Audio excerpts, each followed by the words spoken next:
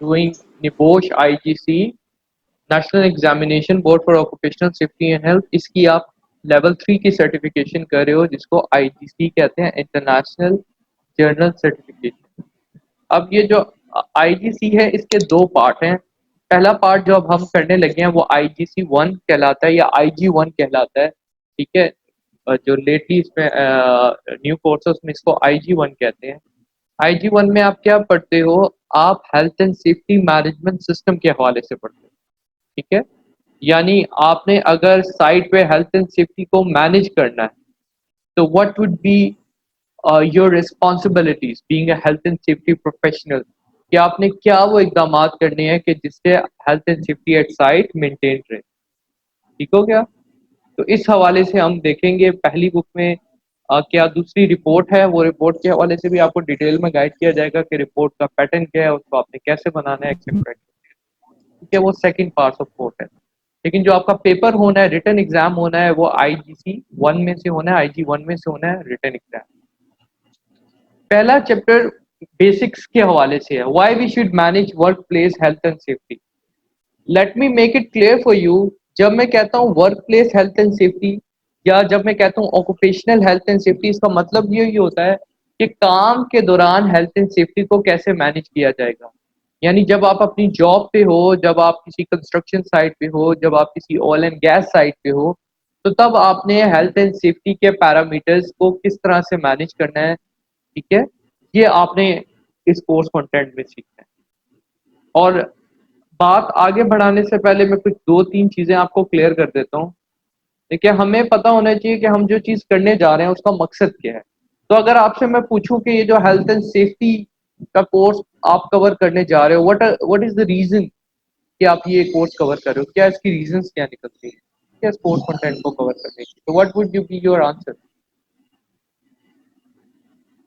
Anyone can answer me. आप मुझे, सुफियान भाई आप मुझे बताएं कि अगर आप हेल्थ एंड सेफ्टी का ये कोर्स पढ़ रहे हैं, सर्टिफिकेशन कर रहे हैं, तो क्या क्या वजह है कि आपको इसकी जरूरत पड़ी और साइट पे सेफ्टी की जरूरत क्यों पेश आती है। बिकॉज सर साइट पे डिफरेंट हैजर्ड्स होते हैं, उनको ओवरकम करने के लिए जो प्रिकॉशंस होते हैं उसके लिए हम स्टडी कर रहे हैं। सही है, ये भी है। और कोई डिफरेंट ओपिनियन देना चाहेगा, अब्दुल रहमान भी आप कोई अपना ओपिनियन देना चाहेंगे।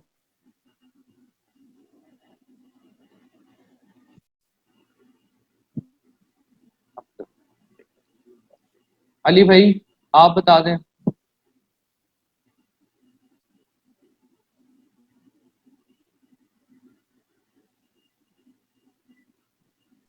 जी सर, सही कह रहे हैं आप।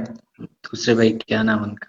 आप अपना ओपिनियन बताएं ना, वो तो सही कह नहीं रहे हैं। आपके ख्याल में सेफ्टी की क्या इंपॉर्टेंस है। डिफरेंट डिफरेंट इंडस्ट्री में डिफरेंट जगह पे किसी भी हैजर्ड डिफरेंट किस्म के होते हैं, उनको ओवरकम करने के लिए, उनको मैनेज करने के लिए हमें सेफ्टी और हेल्थ ठीक है, वगैरह का ख्याल रखना बिल्कुल होता है। सही है। अच्छा, मैं आपको एक तीन चार पॉइंट्स बताने लगा हूँ, ठीक है, ये आप लिख लीजिएगा और आप अपने पूरे कोर्स कंटेंट में इसी चार चीज़ों के अराउंड बातों को लेके चलो।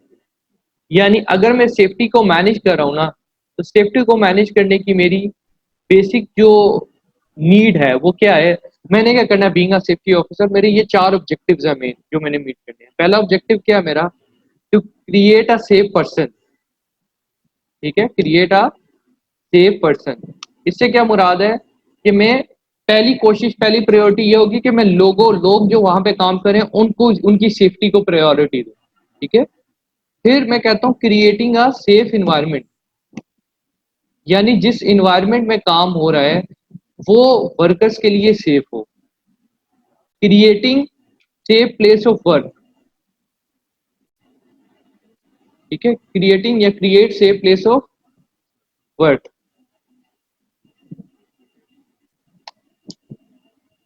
काम करने की जगह आपने सेफ बनानी है। And lastly you would have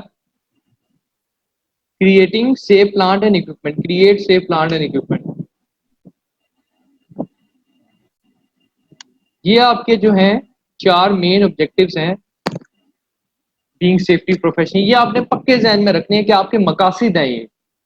देखिए, बीइंग सेफ्टी प्रोफेशनल्स हमने क्या करना है, हम सेफ पर्सन यानी लोगों को सेव करना चाह रहे हैं, हम जिस इन्वायरमेंट में काम कर रहे हैं उसको सेव बनाना चाह रहे हैं ताकि कोई इंजरी ना हो, एक्सीडेंट ना हो, हैजर्डस इवेंट ना हो।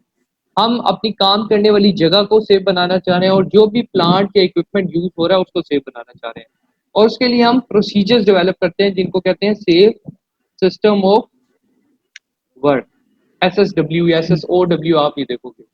ये सब चारों ऑब्जेक्टिव्स अचीव करने के लिए हम प्रोसीजर्स डेवलप करते हैं जिसको सेफ सिस्टम ऑफ वर्क कहते हैं।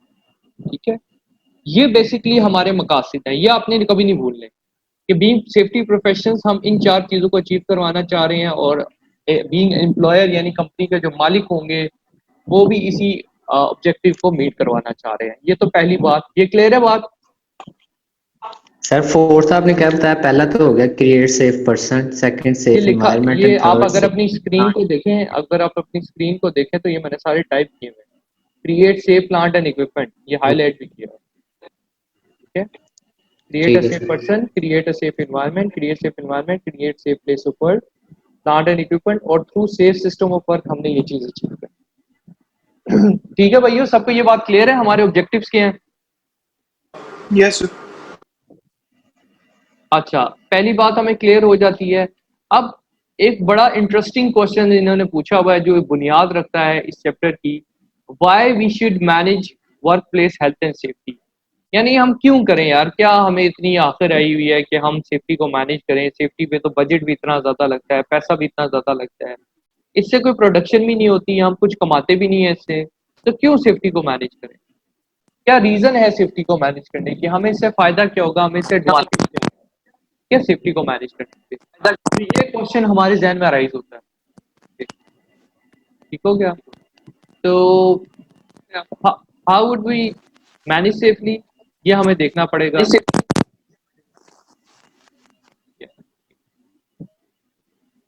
ये हमें देखना पड़ेगा कि हम सेफ्टी को कैसे मैनेज कर सकते हैं। तो मुझे बताएंगे, कौन बताए? आमिर भाई आप बताएं, क्या वो वजूहात हैं जिसकी वजह से हमें सेफ्टी को मैनेज करना पड़ता है, ये सेफ्टी को फॉलो करना पड़ता है? आमिर खान भाई जल्दी से जवाब दे दो। यस सर जी, कोई भी कंपनी है या कोई भी अदारा है। आवाज आ रही है मेरी सर क्लियर? आ रही। जी सर जी वो अपने वर्कर की सेफ्टी के मुतल्लक और अपना मार्केट में अपना मतलब इमेज रखने के लिए अपना सेफ्टी को फॉलो करवाते हैं, और किसी भी किस्म के इंसिडेंट या एक्सीडेंट से बचने के लिए ये इकदाम किए जाते हैं। मुझे बताएंगे अब, सुफियान बताइए, सुफियान भी आप भी बताएं, आपकी क्या अंडरस्टैंडिंग है?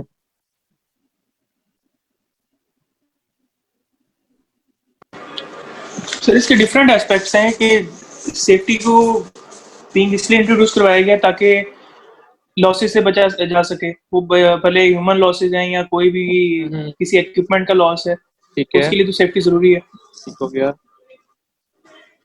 और अच्छा, आप लोगों ने कुछ कुछ बातें ठीक की हैं, मतलब कि रिलेट करती हैं उस चीज़ से, लेकिन आप ओवरऑल सिनेरियो में देखें तो इसको 3 कैटेगरीज में डिवाइड किया गया है।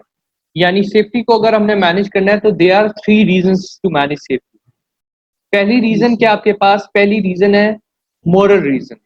ठीक है, अब ये मोरल का वर्ड जब मैं बोलता हूँ तो इससे क्या मुराद है कि मोरल रीजन है सेफ्टी को मैनेज करने की?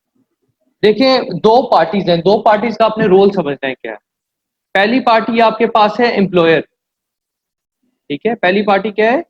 एम्प्लॉयर। एम्प्लॉयर किसे कहते हैं? अभी माइक सब ऑन रखे, मैं क्वेश्चनिंग करूंगा आप लोगों से। ठीक है, माइक सारे ऑन रखे, ऑफ किसी का माइक ना हो। एम्प्लॉयर जो आपका है वो कंपनी को रिप्रेजेंट करता है या कंपनी के मालिक को रिप्रेजेंट करता है। ठीक है, जब मैं वर्ड यूज करता हूँ एम्प्लॉयर का, या मैं वर्ड यूज करता हूँ ऑर्गेनाइजेशन का, या मैं वर्ड यूज करता हूँ कंपनी का, ये तीनों एक ही टर्म्स में क्वेश्चन आते हैं। ठीक है, यानी कि टॉप मैनेजमेंट की बात कर रहा हूँ। तो जो एम्प्लॉयर है उसके हाथ में पैसा होता है क्योंकि कंपनी उसकी है, उसके हाथ में सारे रिसोर्सेज होते हैं, डिसीजन मेकिंग उसने करनी होती है, इसलिए अल्टीमेट रिस्पॉन्सिबिलिटी जो मैनेज करने की होती है सेफ्टी की, वो किसकी होती है? एम्प्लॉयर की। ठीक है, और जब मैं एम्प्लॉयर का वर्ड यूज करता हूँ तो इसका मतलब कोई एक बंदा नहीं है, इसका मतलब वो पूरी कंपनी को रिप्रेजेंट कर रहा है, कोई कंपनी की बात कर रहा हूँ मैं या किसी ऑर्गेनाइजेशन की बात कर रहा हूँ, एक कॉर्पोरेट बॉडी को रिप्रेजेंट करते हैं जब मैं एम्प्लॉयर का वर्ड यूज करता हूँ। अब एम्प्लॉय कौन है? जो उसके लिए काम करता है, उस कंपनी के लिए काम कर रहा है। एम्प्लॉय ने क्या करना है? एम्प्लॉय की भी कुछ जिम्मेदारियां होंगी और एम्प्लॉयर की भी कुछ जिम्मेदारियां होंगी, दोनों ने मिलकर सेफ्टी को इंश्योर करना है। लेकिन ज्यादा जिम्मेदारी हमेशा एम्प्लॉयर पे आयद होगी क्योंकि उसके हाथ में बजट है, उसके हाथ में रिसोर्सेज हैं, उसने लोगों को ट्रेन करना है, सारी गाइडेंस उसने देनी है। तो अल्टीमेट रिस्पॉन्सिबिलिटी, जो ज्यादा जिम्मेदारी है, हमेशा एम्प्लॉयर के ऊपर आती है।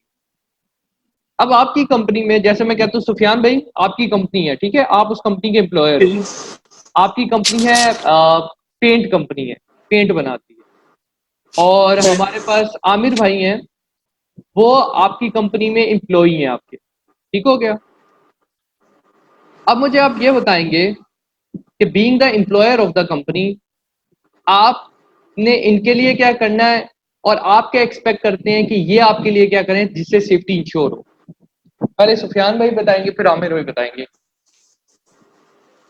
फिर बीइंग एम्प्लॉयर, एक एम्प्लॉय को फैसिलिटेट करना हर किस्म से, ठीक है, कैसे? कोई हर साइड से स्पेसिफिक देखें, सेफ्टी में कभी भी आपने हर साइड, हर जगह ये वाले वर्ड नहीं यूज करने। You have to be specific in your approach. आपने स्पेसिफिकली बताना है कि आप क्या क्या करोगे काम। ठीक है सर, मैंने अगर एक एम्प्लॉयर को हायर किया है तो उसकी मतलब एम्प्लॉय को हेल्थ, उसकी सेफ्टी, जी, एम्प्लॉय, तो उसकी हेल्थ एंड सेफ्टी की जिम्मेदारी तो वो एम्प्लॉयर पे आएगी ना। बिल्कुल आएगी, ठीक हो गया। अब इस बात से अंदाजा लगाएं, आपने एक पॉइंट हाईलाइट कर दिया। कोई भी एम्प्लॉयर, अगर मेरी कंपनी है या आपकी कंपनी है, मैं ये तो नहीं चाहूंगा ना एक बंदे को हायर करूं और मैं पल्ले से पैसे दूं, ये मुझे कुछ कमा के ना दे। अगर मैं किसी को 20,000 सैलरी पे रखता हूँ तो मैं उससे 2 लाख रुपए के काम की एक्सपेक्टेशन रखता हूँ कि, ठीक है, यानी कि अल्टीमेट फायदा मैं अपना ही सोचता हूँ जब मैं किसी एम्प्लॉय को अपनी कंपनी में रखता हूँ। मैं कोई सोशल वेलफेयर के लिए नहीं रख रहा होता बंदे को। जब मैं एक बंदे को हायर कर रहा हूँ और उससे प्रॉपर 8 घंटे 10 घंटे की ड्यूटी उससे काम ले रहा हूँ, तो क्या ये मेरी इखलाकी जिम्मेदारी नहीं है कि मैं उस वर्कर की सेफ्टी का भी ख्याल रखूं? बिल्कुल है। जो भी साइट पे हैजर्ड्स हैं उनको आइडेंटिफाई करूं, उनके कंट्रोल मेजर्स लगाऊं। वर्कर भी ये नहीं चाहेगा कि मैं एक हेल्दी कंडीशन में आया था और मैं पेन्स एंड सफरिंग्स लेके, चोटें लेके, जख्म लेके वापस जा रहा हूँ। उसकी फैमिली के लिए भी ये एक्सेप्टेबल चीज नहीं है।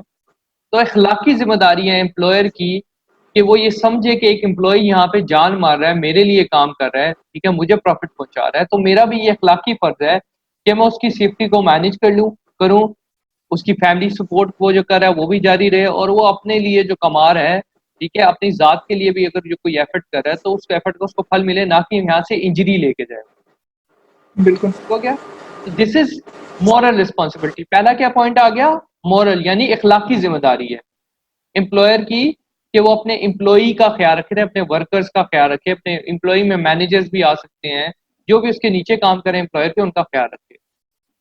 सेकंड थिंग, सेकंड पॉइंट है, इसको लीगल कहते हैं या सोशल कहते हैं, ठीक है। लीगल या सोशल जिम्मेदारी क्या है? देखो, आप आप अपनी मिसाल ले लें आप लोग। अगर तो एक तो इखलाकी जिम्मेदारी है ना कि हमने इखलाकन अच्छा काम करना है, अब हमारे ऊपर कोई प्रेशर नहीं है, लेकिन कानून हमारे ऊपर प्रेशर डालता है, कानून बाउंड्री सेट करता है, कानून हदूद सेट करता है कि भाई आपने इस हदूद से आगे नहीं बढ़ना, इस हदूद से आगे बढ़ोगे तो ये सजा मिलेगी।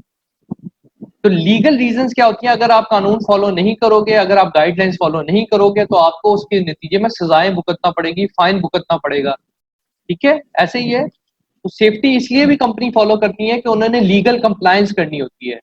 इसके अलावा स्टैंडर्ड्स, इंटरनेशनल स्टैंडर्ड्स की रिक्वायरमेंट होती है। अगर आप एक कंपनी है वो अपने नाम को बड़ा करना चाहती है तो ऑब्वियसली वो चाहेगी कि एक इंटरनेशनल मार्केट में उसका नाम हो, किसी इंटरनेशनल बॉडी से वो सर्टिफाइड हो।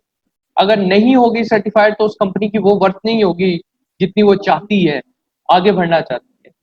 तो ये बुनियादी जरूरत है कि आप फिर लीगल रिक्वायरमेंट्स पूरी करें, कानूनी रिक्वायरमेंट्स पूरी करें, या हम आगे डिटेल में देखेंगे, ठीक है।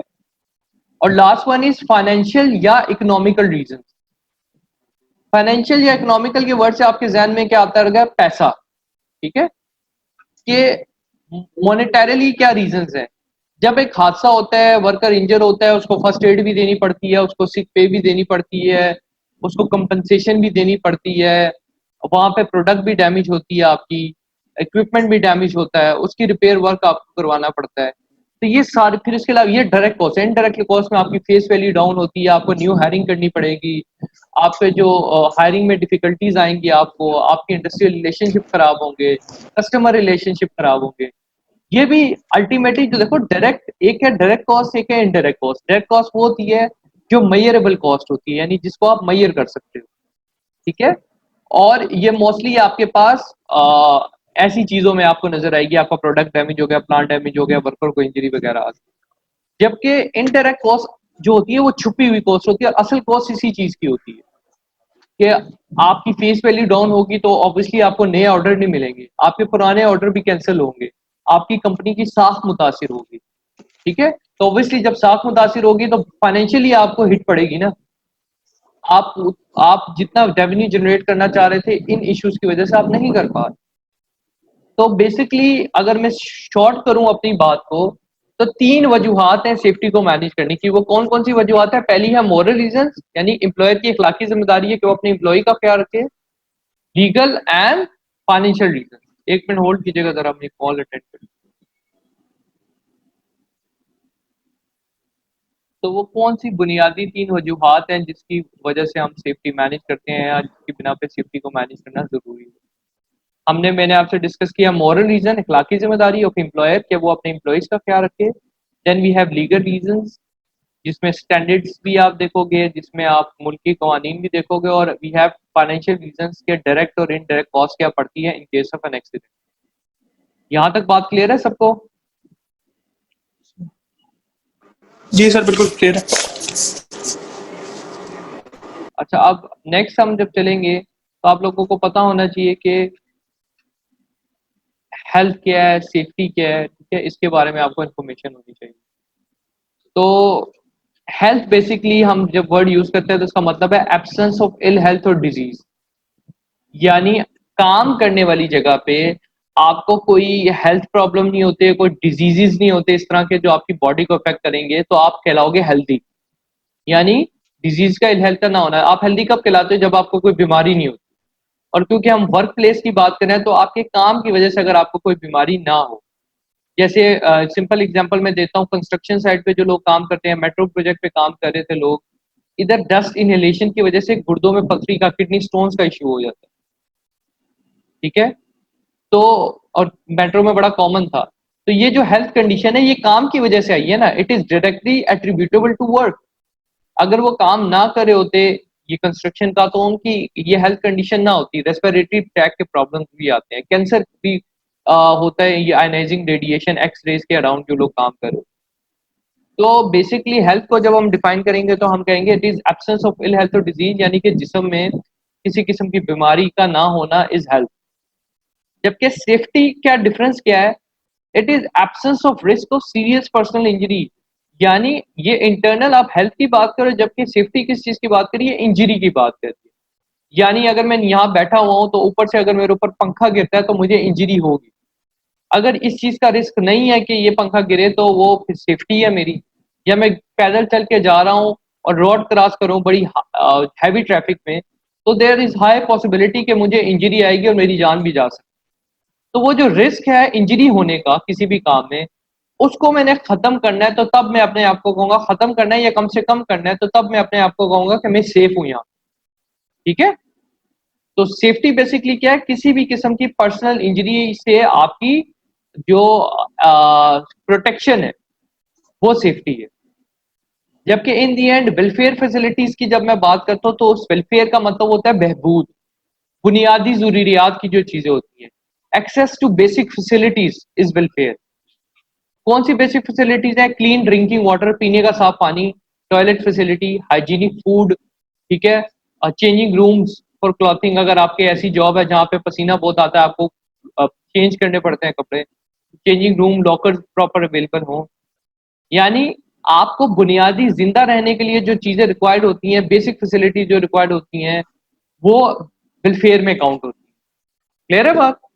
पीने का साफ पानी, टॉयलेट फैसिलिटी, खाने की साफ जगह, साफ खाना, ठीक है, ये सारी चीजें वेलफेयर में आती है। तो बेसिकली हमारा ये भी काम है, हमने वर्कर्स की हेल्थ, सेफ्टी, वेलफेयर का भी ख्याल रखना है। अब आप लोगों से एक क्वेश्चन है, और ये आप लोगों ने 2 मिनट का टाइम दूंगा, जितने पॉइंट आप लोगों के जहन में आते हैं आपने लिखने हैं और फिर मैं आपसे डिस्कस करूंगा, ठीक है? हर बंदे ने ये काम करना कि why might the management of an organization not consider health and safety to be a priority? यानी एक ऑर्गेनाइजेशन की मैनेजमेंट हेल्थ एंड सेफ्टी को तरजीह क्यों नहीं देती, क्या वजूहत हैं जिसकी वजह से वो हेल्थ एंड सेफ्टी को तरजीह नहीं देती? और ऑब्वियसली आपने अगर आप में से कोई साइट पे काम करता है तो देखा होगा कि प्रोडक्शन पे की ज्यादा तरजीह होती है, क्योंकि प्रोडक्शन से पैसा आता है, सेफ्टी से पैसा नहीं आता, ठीक है?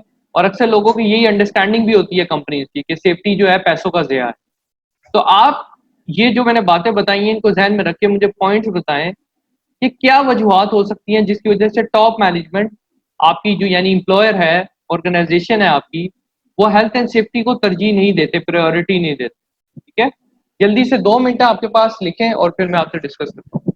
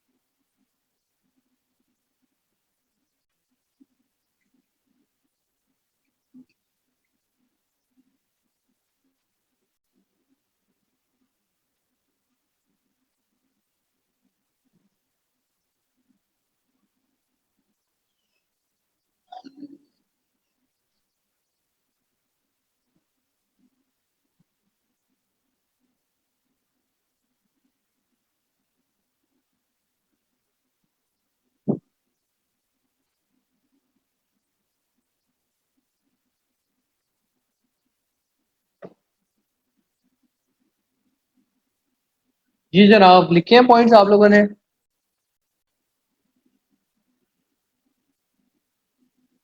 हेलो, जी सर, लिखें।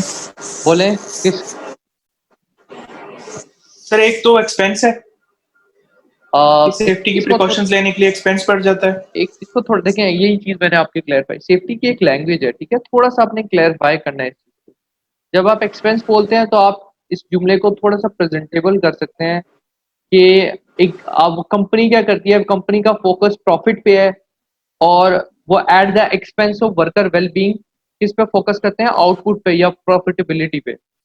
और ये कह सकते हो कि वो कॉस्ट टू द बिजनेस देखते हैं, उनका शॉर्ट टर्म व्यू होता है, लॉन्ग टर्म ये नहीं सोचते कि अगर एक्सीडेंट हो जाएगा, हादसा हो जाएगा तो फिर कंपनी को किस तरह के नुकसान फेस करना पड़ेंगे।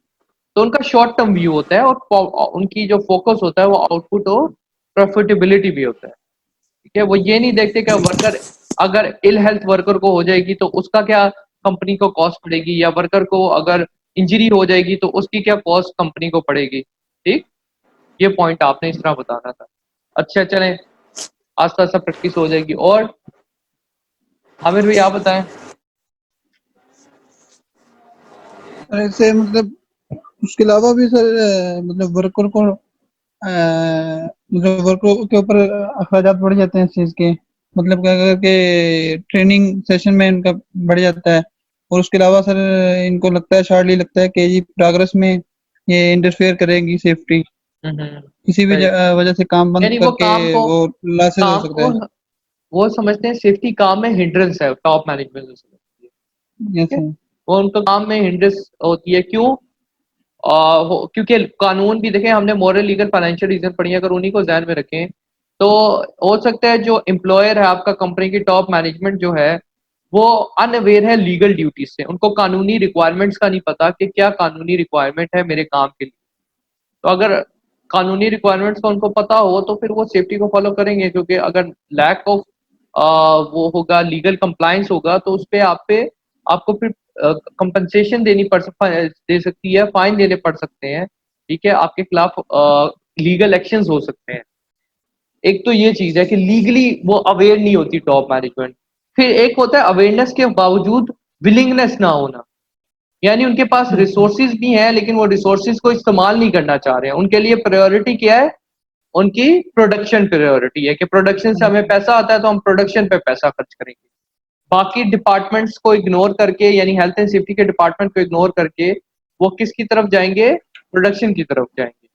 ठीक है, उनका एटीट्यूड टुवर्ड सेफ्टी जो है इतना जो है प्रॉमिसिंग नहीं है, कैवलियर एटीट्यूड है।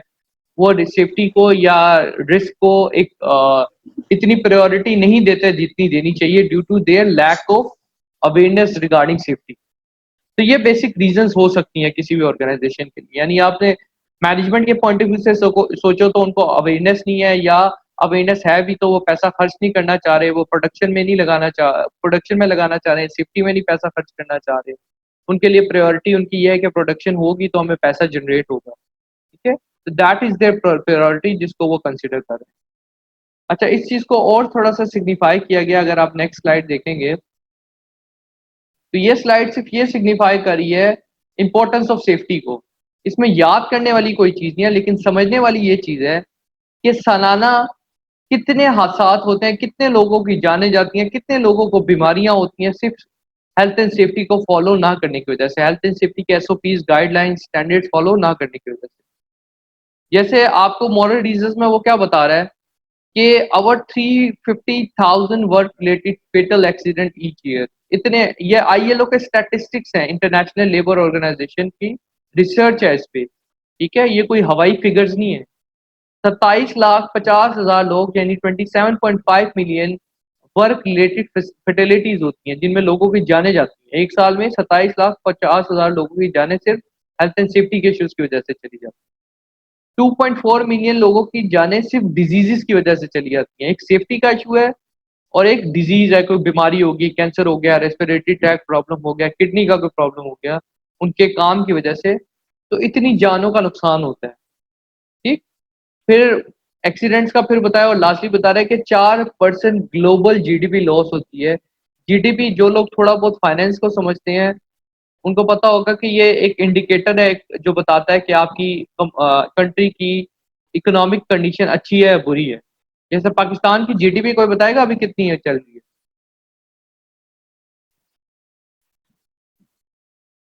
किसी को नहीं पता।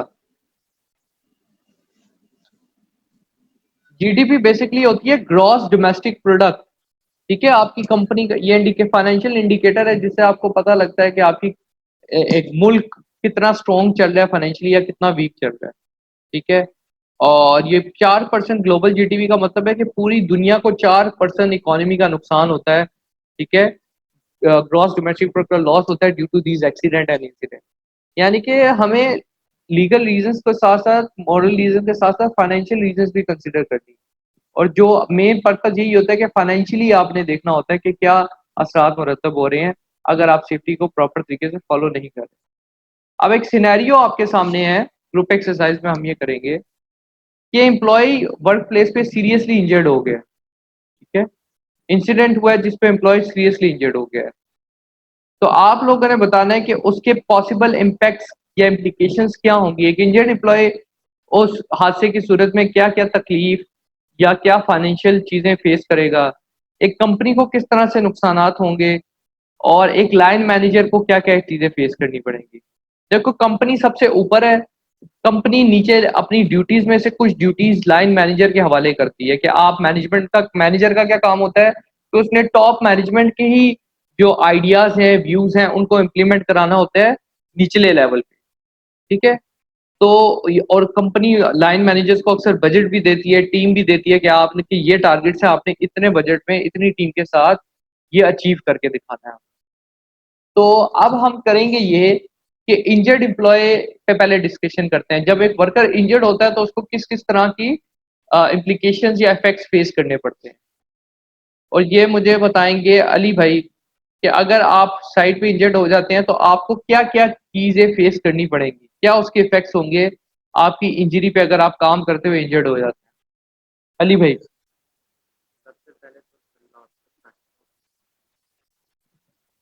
जल्दी से बता दें अली भाई, टाइम नहीं है। सबसे पहले लॉस ऑफ टाइम होगा, उसके अलावा ओवर लॉस टाइम लगेगा लॉस टाइम होगा। गुड, प्रोडक्शन को, हमने अभी प्रोडक्शन के पॉइंट ऑफ व्यू मेडिकल। से नहीं पूछना, मैंने आपको सिर्फ इंजर्ड एम्प्लॉय पे बताया, इंजर्ड एम्प्लॉय को क्या नुकसान होगा, उसको क्या इम्पैक्ट आएगा, या उसकी वजह से क्या लॉस ऑफ इम्पैक्ट टाइम आएगा। होगा, लॉस ऑफ टाइम होगा, ठीक है, लॉस टाइम होगा, गुड। और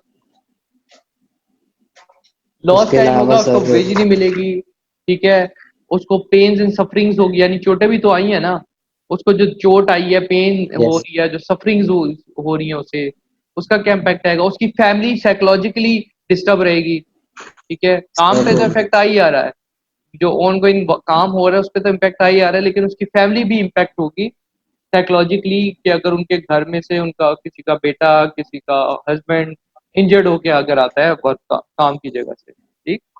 यस अच्छा, इसी तरह मुझे कंपनी के हवाले से बताएं, कंपनी को क्या क्या चीजें फेस करनी पड़ेंगी जब उसका एक वर्कर इंजर्ड होगा।